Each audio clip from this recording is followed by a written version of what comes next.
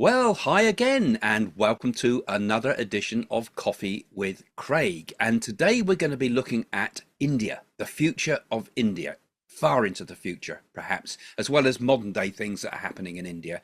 And what do I say as a psychic medium? And what do the Naadi oracles say about some of the things for the future of India and some of the other prophecies that we might dig into about India? And I've got two of my favorite patrons with me today who are going to have a chat with me at the end about some of these ideas and share some thoughts and some speculation about what we think might happen. So, welcome to Coffee with Craig.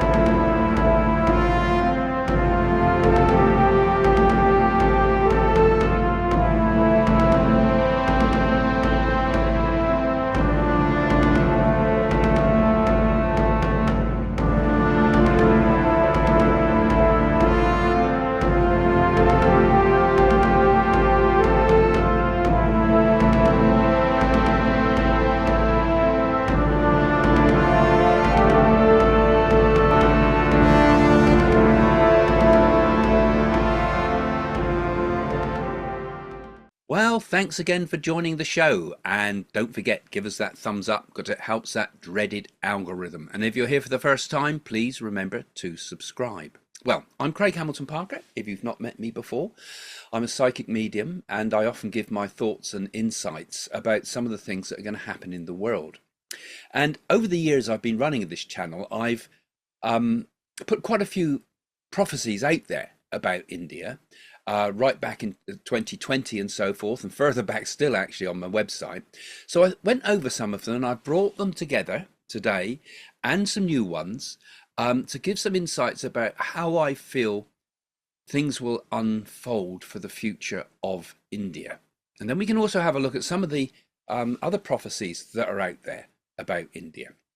So one of the most unusual ones, and we'll have a chat about some of these at the end with my two friends coming on, Valerie and Sheila. One of the predictions I made back in 2021, which took us by a bit of surprise, I suppose, was I predicted that India would become what's called Bharat, the old name of India. And in 2021, I said they were going to do that. And I think it was a couple of years later that Modi said we're going to change the name to the old name of India, Bharat, which I'm pronouncing wrong, and I can be corrected at the end. Anyway, I predicted that, and that's already happened. But I've also said a number of things about India, and these are some of the thoughts I have for this, because I've said it before, but I've said that India will overtake China. It will overtake China. I said this talking back in 2021 again, and I've said it multiple times since. So those that follow the channel will probably know that I've been saying this. But I've said that India is like a sleeping giant. It's going to explode onto the world stage.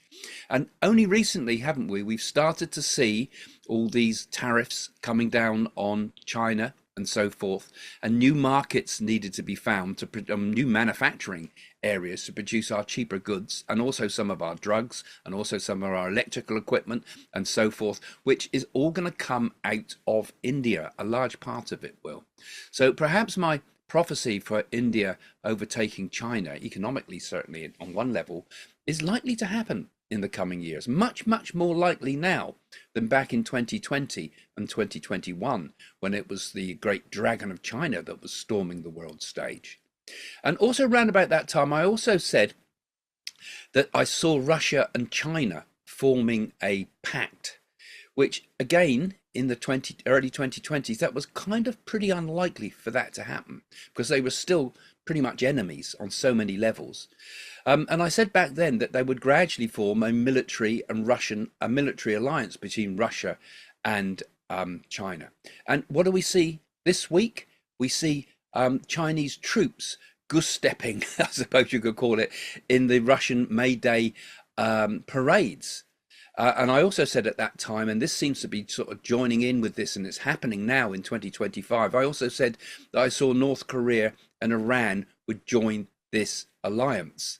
So, so that's beginning to happen now as well. So we have this strange alliance that at the time didn't seem likely.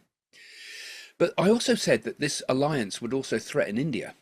And I feel that India's whole stance is changing now. They used to buy, well, they still do, buy many of their armaments from Russia. And India and Modi in particular, Putin and Modi got on extremely well. But this shift in the military alliance between Iran, North Korea, Russia and China, which may be a threat to the world at one day, I feel is going to be broken from India's going to break from this now. I feel that they're going to turn their back on Russia, and particularly now we see Donald Trump going through and doing negotiations in India on a financial changes, major financial deals being done with India, and also stepping in on Kashmir recently. Again, this becomes a possible prospect of that prophecy coming true that I've made there. So we clearly have many of the above things now that I've spoken about, but also I said that India, that this whole alliance would pose a threat to India, and in particular, and I feel this still, that there could be threats in that area where they grow the tea, which is in Assam, and also I feel there's also problems in Nepal to come. Not yet, but it's a bit ahead, because there's a strong Maoist sort of groups in Nepal, and I feel China will extend its claws into that area in the future. So this is something that's ahead, not necessary this year by any means. I'm talking perhaps this year, but decades ahead. This is happening. This is how it will unfold, I feel. And so I feel India will have military conflicts with China as it begins to outpace China on the world stage, both economically and politically. But India is going to get stronger and stronger. And I've said it a number of times that I feel that India will expand its borders I've spoken about. And this will happen again over the coming decades as India's economy begins to grow. But in the past, the actual classical area of Bharat was actually very, very big in the distant past. It was a vast territory. And I feel that some of this expansion will be through conflict, and some of this expansion will be because other countries will want to merge and join with this booming Indian continent. So it's going to be partly through conflict, partly through absorption in many ways. So what I see is India expanding its borders over a period of time. But also of those countries, the ones that I feel are going to be involved in this is in particular Bangladesh. Strangely enough, we don't hear much about Bangladesh here in the UK, but I feel there's going to be some major environmental problems in Bangladesh. My mind, when I had these thoughts come to me of this, I went back to the times when George Harrison had the Bangladesh concerts to raise money for the floods in Bangladesh years and years ago now. But I feel there's something also happening there on an environmental scale, and also an economic collapse of that region. Partly because of environmental problems with monsoons and floods and things like this. And I feel that that Bangladesh will want to voluntarily become part of India, which at the time of me saying this, I think is quite, nobody would agree that Bangladesh would ever want to do that, but I feel that that may happen. Now, similarly, I sense that Myanmar is going to go through very other similar problems. It's already plagued with civil wars, and I feel those civil wars are going to get worse and worse in Myanmar, and that the country is going to come to its knees in due course. There's already a bit of a crisis of migration from Myanmar, people fleeing problems that have been there in the past, but I feel India will eventually enter Myanmar at the request of a fledgling new democratic government that will emerge there. It's like we call on India to protect our new democracy. Now, this isn't just round the corner. This is something, guys, these are predictions I'm making for a fair time ahead. very hard to time these things, but these are the feelings that I feel will happen. This idea of India expanding. In fact, I feel India will even expand as far to the east as Cambodia too. And Cambodia will benefit from a boom in the Indian economy. In fact, I'm seeing Cambodia and to a lesser extent Vietnam becoming satellite economic states to India. And although I don't see them becoming part of India, I feel that their trading links will become so strong in the future that these two places will become manufacturing bases for many of the new Indian manufacturing products that are going to be happening there. Because as China fades, so India rises. Similarly, we have the problems at the moment in Kashmir. And although Trump has somewhat calmed all those problems down a bit, as I predicted. I said, don't worry, Trump is going to step in here. He has kind of stepped in, and remarkably, it's calmed down pretty quick after a rather nasty potential flare-up that could have ended in quite serious problems because, India and Pakistan are nuclear powers.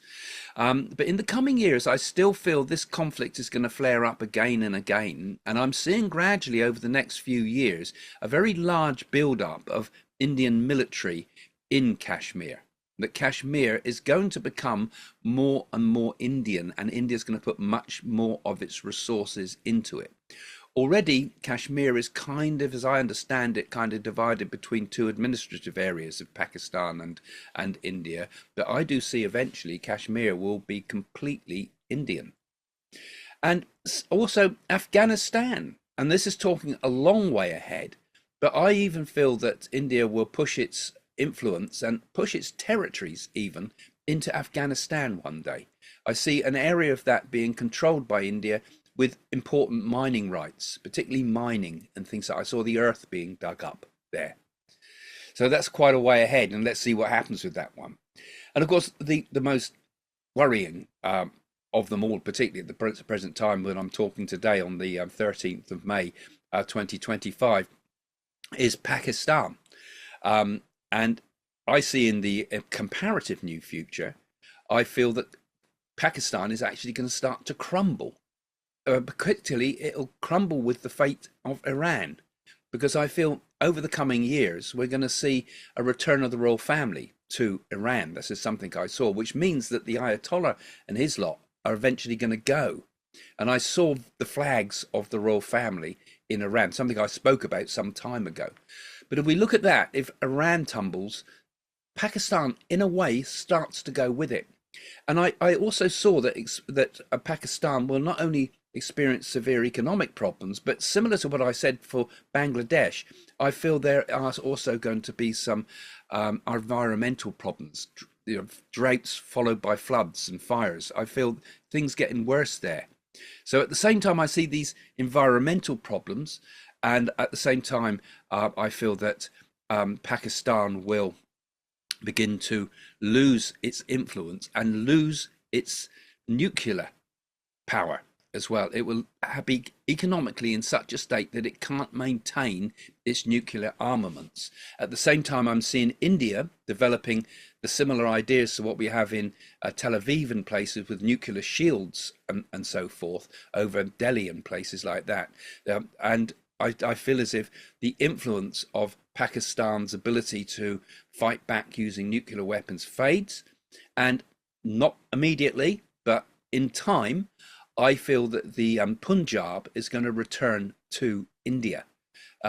So part of Pakistan will even become Indian in due course, I feel. These are the thoughts I've spoken about before, and I'm reaffirming some of them, but with a little bit more detail this time. All these problems are also overshadowed by one large problem that I see in that whole area, which is I sense that at some point there's going to be a really massive earthquake, that shakes the Himalayas. It'll happen right through Tibet. It'll happen right into China. It'll happen right into Nepal, and the massive earthquake, the likes of which we've not seen for a long, long time. That will, of course, bring tremendous humanitarian problems, but I feel with it something very unusual happens. Now, this I saw, and this is something that I found out recently, well, more, not that recently, but I found out after the time I originally made this prediction. But I saw the what's used to be the old ancient river of India that ran through India of the Saraswati being flowing again. Now, there's an old ancient prophecy about this, but at the time I saw this and the time I spoke about this, I had no idea that there was a prophecy about this. But I saw in the when this earthquake happens in the Himalayas, I saw a huge release of water, um, dams bursting. So there was a huge release of water, and temporarily the old flow that water flowed down the course of what would have been the ancient Saraswati River.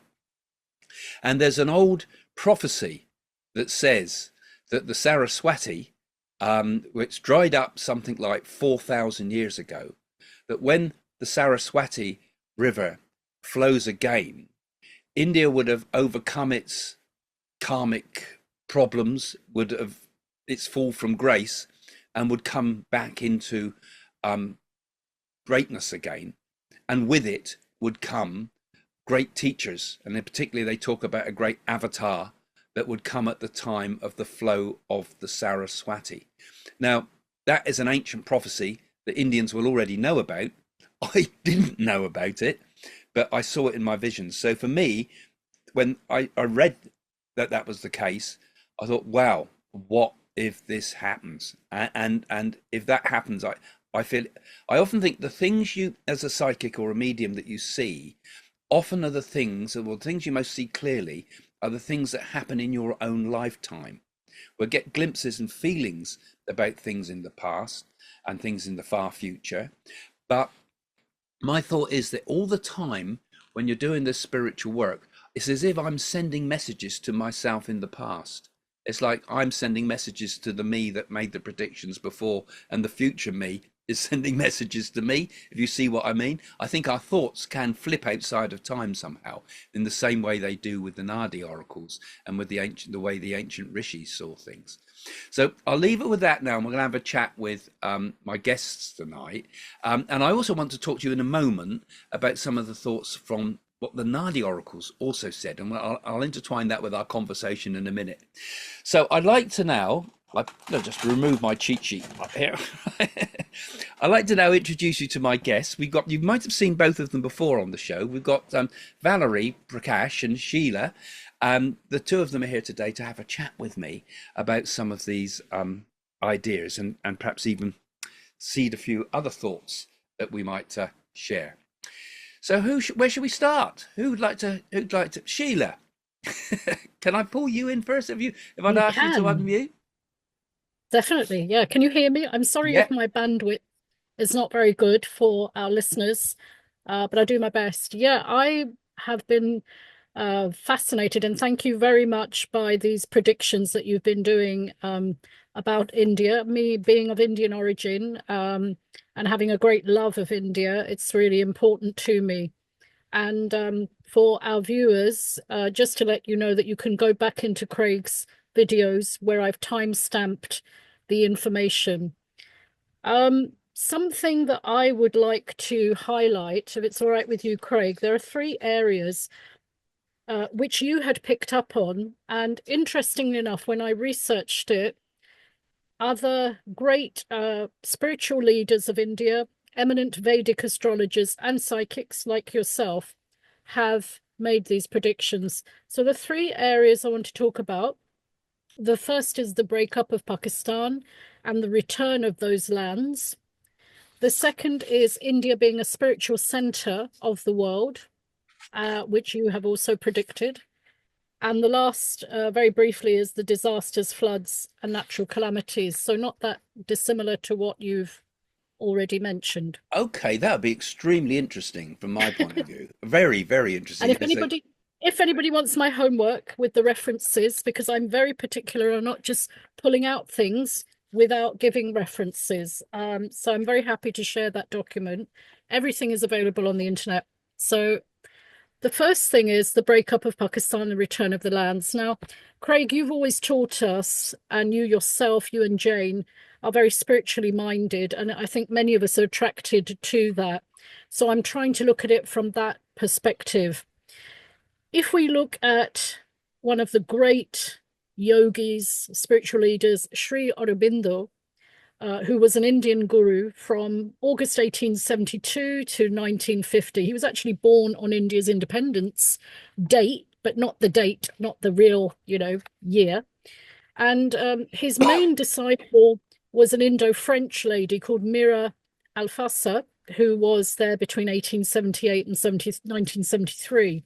I And went to she their was ashram considered, actually in you India. did, you did. Did you go to Pondicherry? Did you Yeah, go to Pondicherry? no, it was in Delhi. The different one. Yeah, In Delhi. Okay, yeah. yeah. Yeah, I've been to that one too. So she was considered to be on par spiritually with her guru, Sri Aurobindo. Now, here's the interesting thing. I started reading, I didn't know. She said the partition of India initially was actually a spiritual fragmentation. And so basically what she was saying, and this is all, by the way, on a website called aromar.org, www.oromar.org, she actually has said that until India is whole again, i.e., has got back all the lands that it was originally part of, so like Myanmar you mentioned, or Pakistan, Bangladesh, which all happened now, India would only then be spiritually whole again. Okay, that's very This was, interesting. it was Was fascinating to me. India was Why huge. karmically? Yeah, But that yeah. would So include Pakistan, though, wouldn't it? indeed, indeed. So she basically said that the fragmentation had led to the decline in spirituality, and that was the main goal, to get back, that spiritual attainment. And this is what she predicts, and I've quoted her word for word. She talks about the subsequent schisms of Pakistan, and I quote, "The different parts of Pakistan will demand separation. There are 5 of them, and by separating, they'll join India to form a sort of confederation. It will break up within."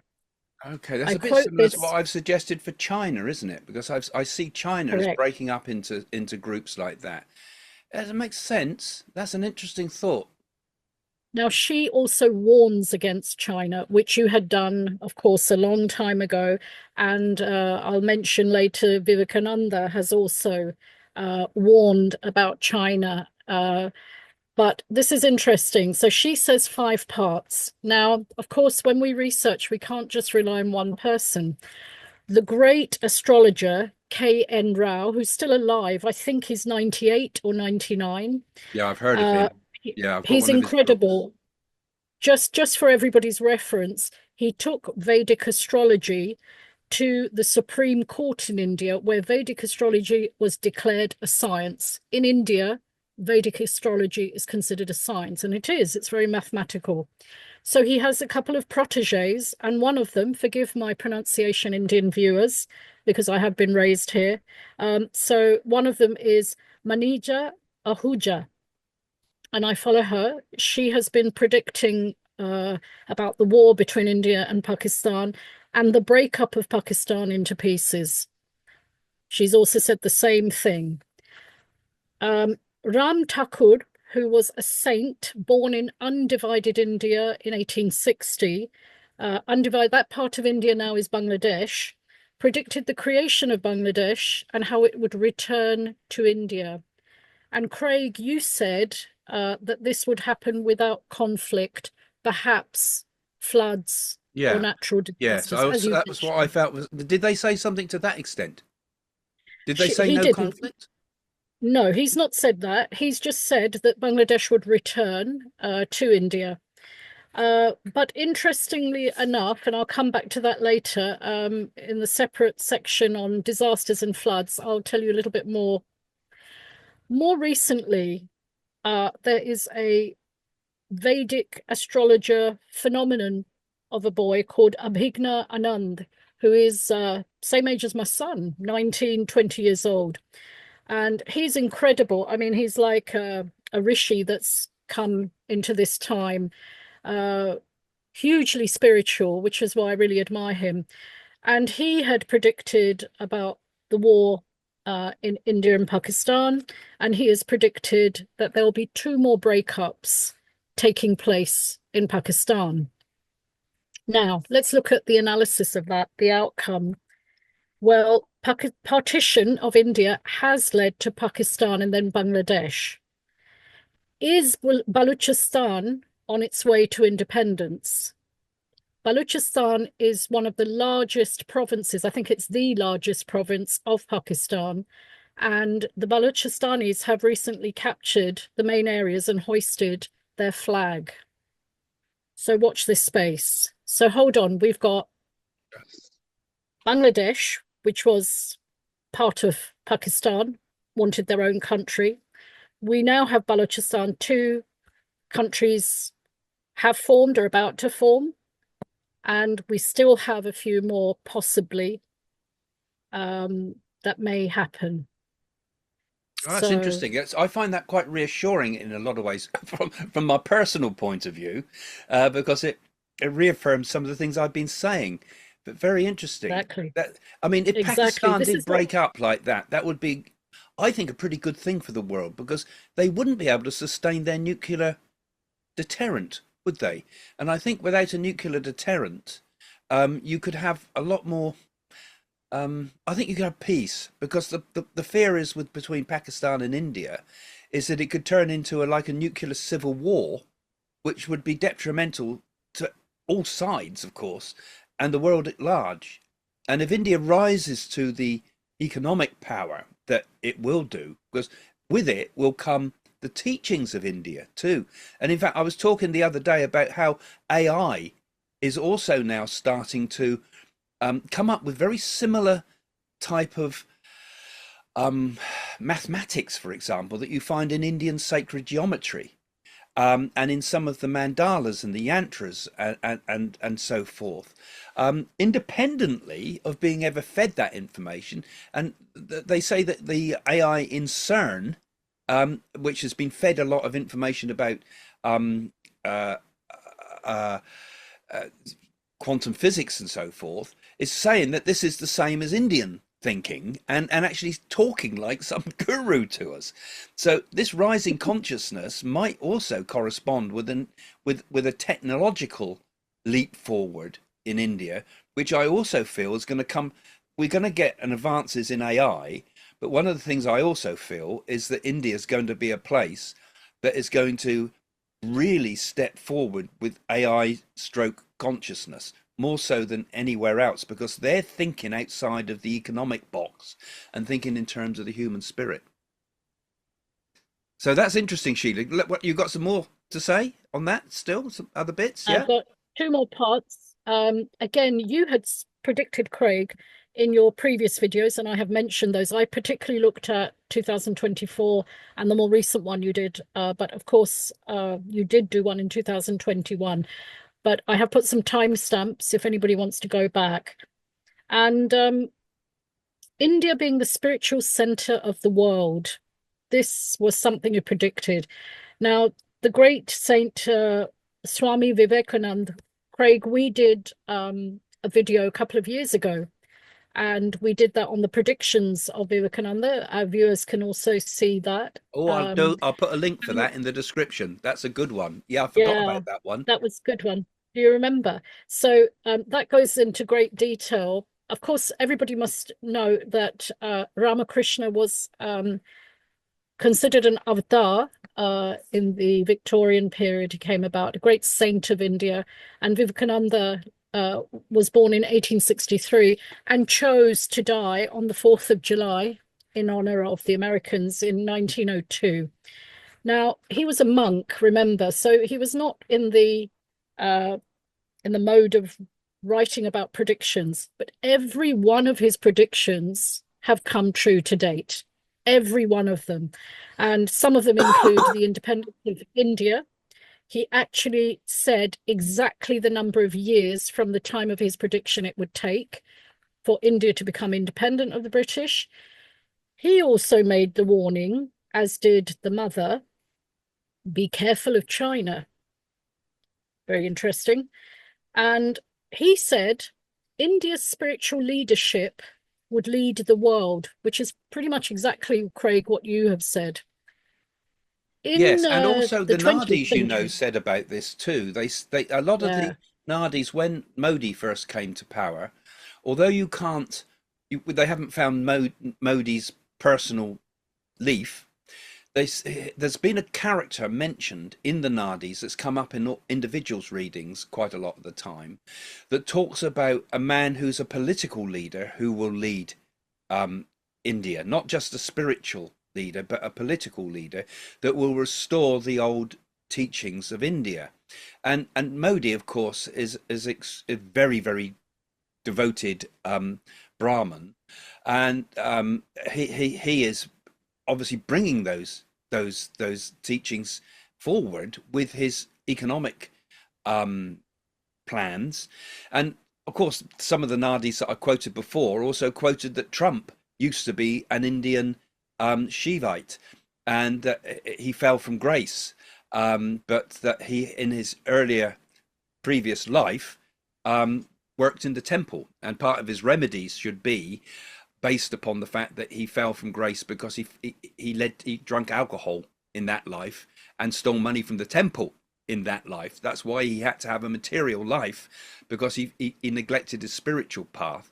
So I've always thought that India and America are going to make a very strong bond, because there's something very deep in their past lives that is echoing there today.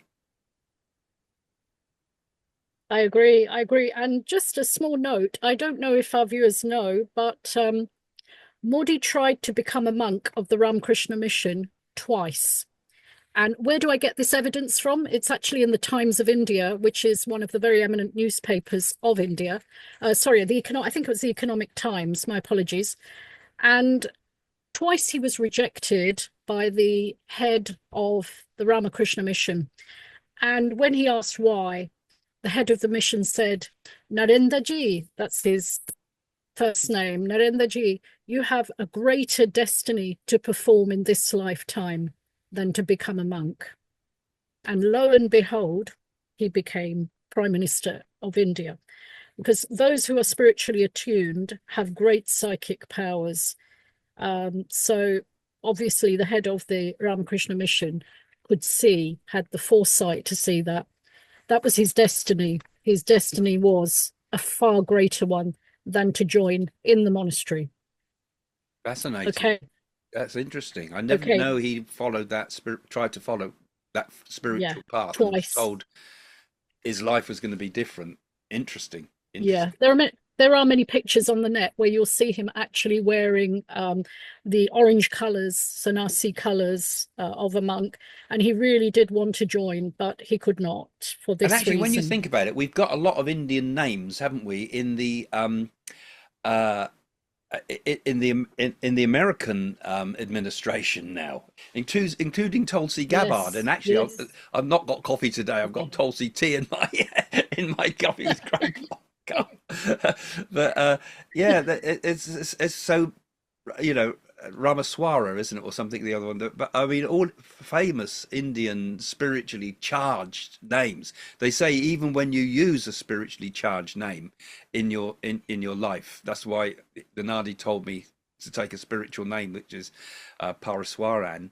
That they told me that name anyway. But going off, but that it charges your spiritual life sometimes, you know.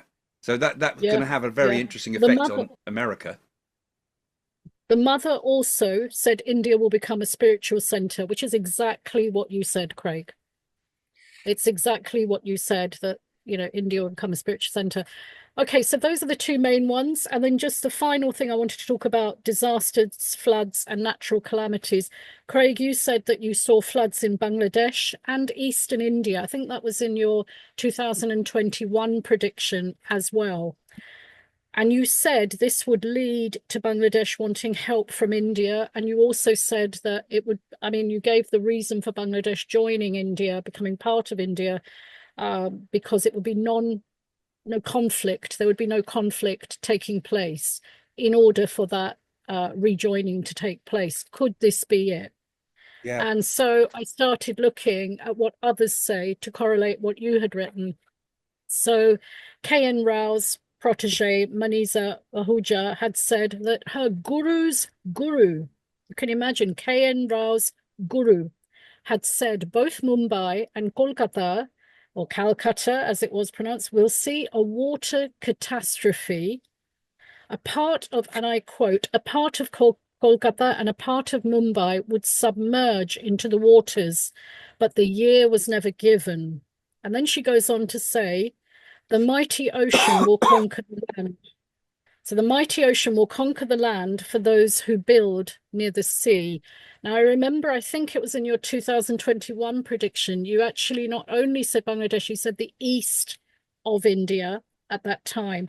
So I got a bit nervous having been raised in Kolkata, well, not raised, but born in Kolkata and having family there. And there are parts of it, obviously, again, you know, West Bengal is by the sea. Who else said that? The great Indian spiritual master Meher Baba, who was born in 1894 and lived till January 1969. Some people say he was an avatar, and he was living in Mumbai, and he said Mumbai would partly submerge. So It makes me think of interesting. another one actually, Sheila, because there was another one that I Yeah. said also, because there are ancient references to a submerged continent south of India called Kamari Kandam. And I Okay. feel that we're going to discover that.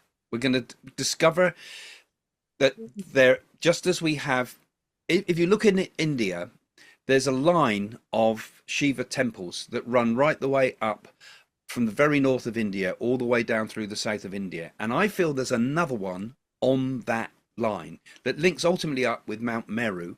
And in the south, we follow that line down, and I feel we're going to make a discovery of some huge Shiva like temple or a massive lingam or something like that is hidden there. And I feel that we're going to see something like that discovered. And that will, of course, the Indians, it will be amazing. It will become amazing as when Ganesha statues started drinking the milk, and we get Mm. major signs like that.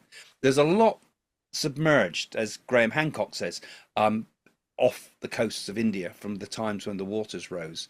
And I think this time we're going to rediscover things. And there's all sorts of fascinating things like those underneath some of the temples in India. There are hidden things, I believe, that are way beyond our imagination. The sort of Ark of the Covenant style stuff hidden away, and vast amounts of gold I feel are underneath the temples in India. And some of that vast amount of gold I feel might even propel India even further on the world stage, because it has its own hidden Fort Knox from centuries ago, which would make an interesting twist of events if that is released for economic purposes once India finds its spiritual legs again, as it were. Okay, that's brilliant, Sheila. Thanks. We'll keep going. But Thank you. Valerie, can I pull you in Yes. now as Oh, well? okay. Well, I haven't gone into depth like she, Sheila. but I have a couple of things to say about Sri Satya Sai Baba. Back in 1995, there was a uh, a story going around that Swami had said that China and India in the future would become the most dominant powers. So that was that. And then I met her back a couple of years ago. I was in Puttaparthi, the ashram there in South India. And I met a lady who'd been a long time devotee of Swami's. And she was also quite, she's a very spiritual lady, and would, I think she was also quite close to Swami. Anyway, she'd said that Swami had said to her that he would be guiding Narendra Modi, and bringing India up. So I do think he's having spiritual guidance from Satya Sai Baba, in his in his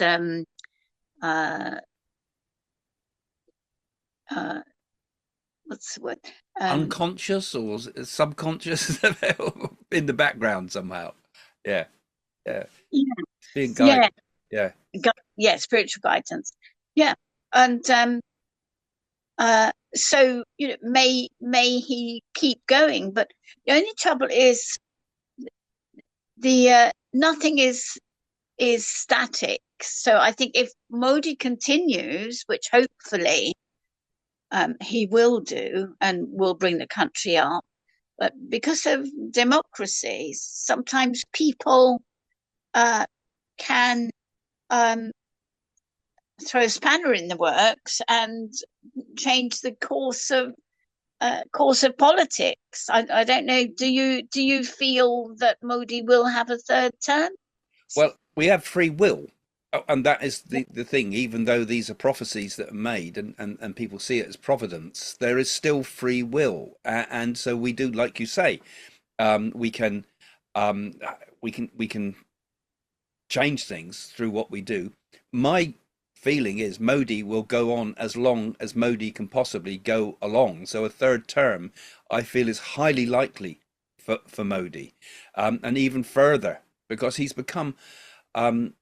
India always likes its spiritual figures, and he's becoming a spiritual figure.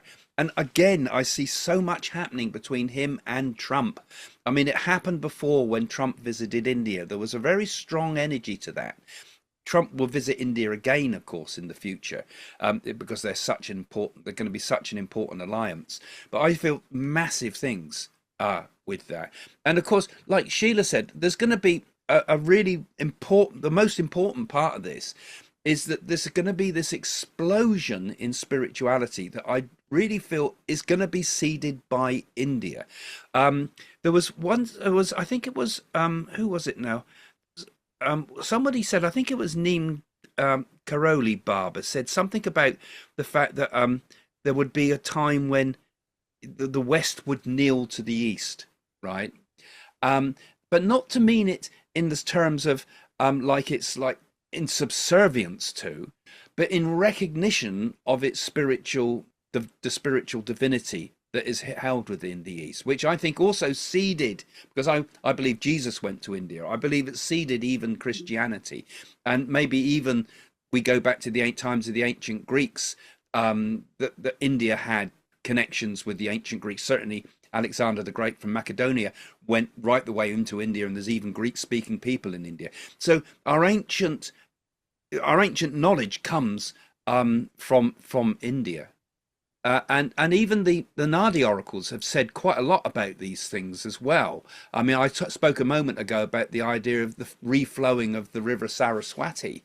And in the Naadi oracles, there's been references that people have quoted sometimes, and again, those are online sometimes, about that the flow of the river will happen. I mean, some of Indians have tried to redig the path of Saraswati, but they talk about the waters will surface again from the earth itself, and that there will be a sort of a period where there will be multiple springs that spring up from where the Saraswati once flowed, and this is signaling the spiritual return of some mega person that's going to come and help the world. And I've said before, I don't think it's one person. I think there are multiple beings that will walk this earth, both from India and from other parts of the world. I think we could see it happen in Russia, in America, in Europe. I feel great beings are already walking the earth, actually. And so when he says about when the West bows to the East, I think we will recognize that hidden in Indian spirituality is something really major that I think AI is beginning to recognize. And this goes back tens of thousands of years, far further back than the historians of the British Museum would say, right the way back to earliest days of human history. And even I would hesitantly say might even have linked with some previous higher intelligence that was here on the earth at some point.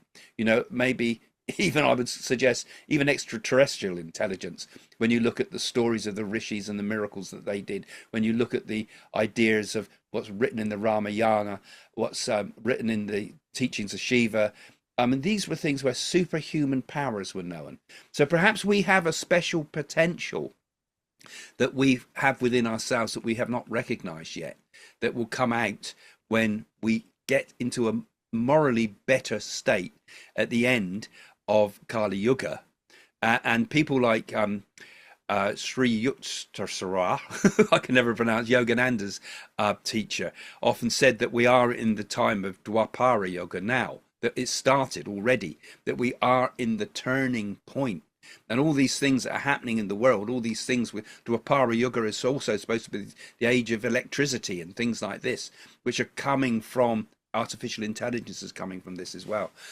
My thoughts are we are at a turning point. We are at a wonderful time in human history.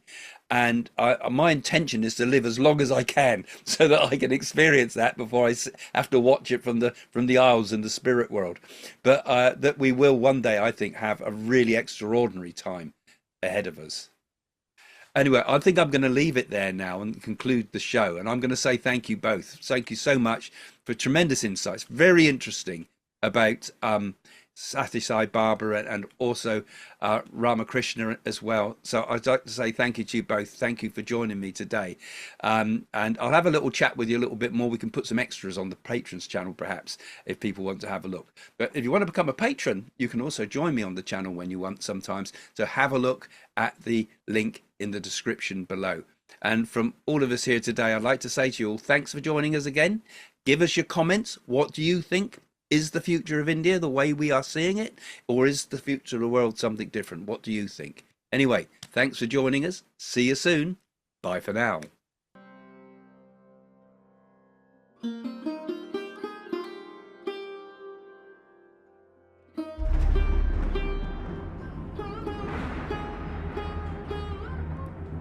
I have discovered a secret oracle in India that has on it the name of my mother, the name of my father, my name, my brother's name, my wife's name, all the details about my life from the moment I was born and right into the future. And it even tells me the time of my death. And to access this oracle, all it needed was my thumbprint.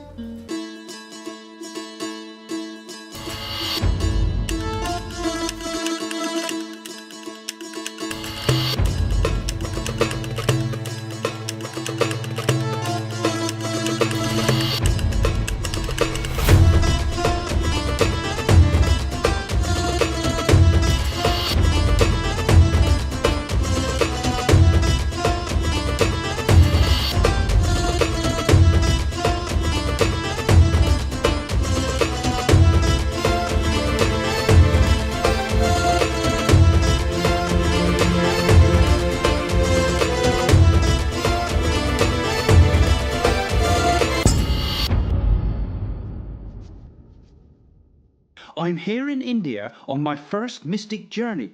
In the UK and USA, Jane and I are known as the most psychic couple on the planet. I really enjoyed the reading with Craig because he hit some real accuracies about my father and our relationship. I've been a psychic medium for years. We have both had a fruitful life and seen many mystical things, but my trip to India has certainly opened even my eyes. As psychics, we have both been invited to do many TV shows about the paranormal, but what I'm about to experience in India is absolutely astonishing. So astonishing that even my wife Jane couldn't get her head round it.